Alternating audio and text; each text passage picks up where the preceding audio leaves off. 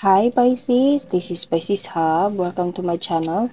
So for today's video, gagamitin natin itong Angel Oracle cards para malaman natin kung ano yung magiging sagot, gabay ng angel mo sa araw na ito. Pwedeng you can ask a question Pisces, pwede mag-isip ka ng tanong sa ating angel and posible niyang masagot. Kukuha tayo ng mga cards dito mamaya, okay? Pero kung wala ka namang tanong Pisces, it's okay. You can still watch these videos and alamin natin kung ano yung lalabas ng mga cards para sa'yo sa araw na ito, okay? Reminder lang po Pisces na ito ay general reading. So, pwede pong mag-resonate, pwede pong hindi, okay? And this is a timeless reading, Pisces. So, kung anumang araw, buwan o taon mo to napanood, as long as mag-resonate sa sitwasyon niyo po, ito lang. Okay, so, you can think of a question, pwede din hindi. Okay, so ano po yung magiging advice, mensahe for Pisces sa araw na ito?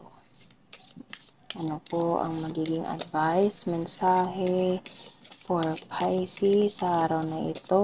Kung kailan to napanood ni Pisces or sa mga taong dinidin ni Pisces.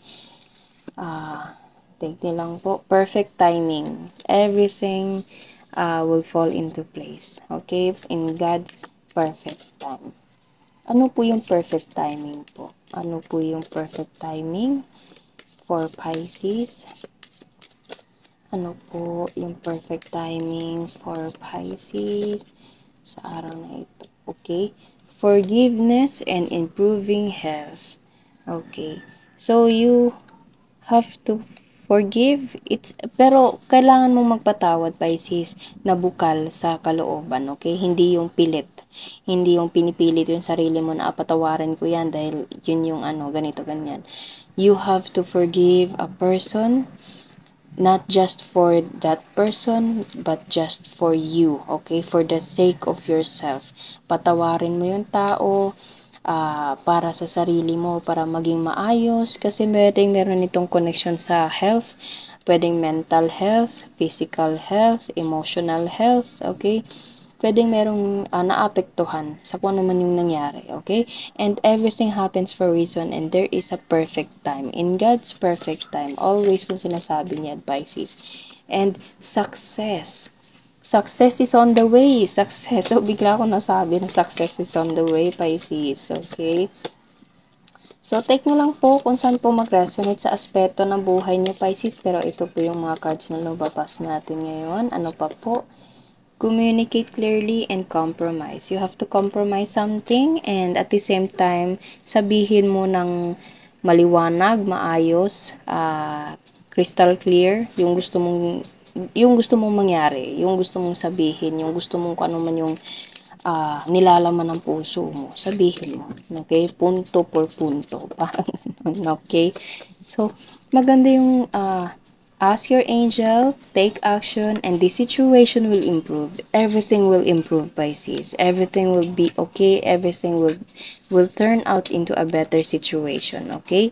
So, meron tatlong cards na lumabas. Ask your angel. Kung hindi mo man alam, Pisces, kung ano yung i-compromise mo, kasi meron tayo ditong choices na gagawin mo. You have to compromise something. Pero kung hindi mo alam kung paano, pwede yung ito ay merong connection sa forgiveness, pagpapatawad, okay? Hindi mo sure kung kaya mo bang patawarin or hindi or kahit ano, you can ask your angel, Pisces. You can ask your angel and you have to take action. You have to take action for something, okay? And everything will fall into place. Everything will be okay. Everything will turn into a better situation. The situation will improve. There is a success and there is a perfect timing, okay? So, meron tayo ditong something na magiging maganda yung sitwasyon sa buhay. Okay? But again, you have to compromise. You have to ask your angel. Okay? Pwede meron itong connection sa forgiveness and improving health. Okay? And communicate clearly. Communicate clearly. This is a take action and communicate clearly, Pisces. Okay? So, yun lang po ang ating reading. Naway na ano niyo po yung advice, mensahe ng angel nyo po. Hindi ko na po siya parang i-explain pa further kasi as is na yung lumalabas. It depends po kung ano yung sitwasyon niya sa buhay, okay? And take nyo lang po kung ano po yung lumabas ng mga cards natin dito, okay? So, yun lang po Pisces ang ating reading sa araw na ito. Naway nagustuhan nyo po.